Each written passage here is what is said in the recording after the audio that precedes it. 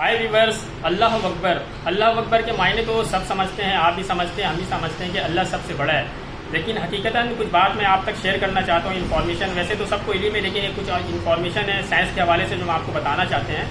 کہ روشنی جو کائنات کے اندر جو روشنی کی جو رفتار ہے، سائنسدان جو کہتے ہیں وہ یہ کہتے ہیں کہ روشنی کی رفتار پر سیکنڈ یعنی کہ 3 لاکھ کلومیٹر پر سیکنڈ، ایک سیکنڈ میں 3 لاکھ کلومیٹر روشنی اپنا سفر طے کرتی ہے، جو کہ 1,86,000 میل بنتا ہے ایک سیکنڈ کے اندر۔ اور کائنات اتنی وسیع اور اتنی بڑی ہے کہ ایک ایک سیارہ اتنی دور پر ہے، سائنسدان کہتے ہیں کہ اگر روشنی کو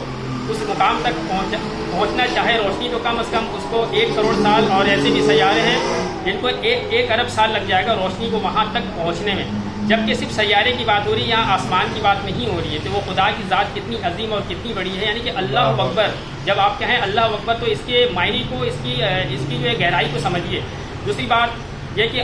جب آسمان کی بات کیجیے گا تو پھر وہ آسمان کے کیا کہنے کی، جب ایک سیارے سے دوسرے سیارے کی روشنی وہاں تک پہنچنے میں کروڑوں اربوں سال لگ جاتا ہے، جو کہ 1,86,000 میل پر سیکنڈ کی رفتار سے دوڑ رہا ہوتا ہے،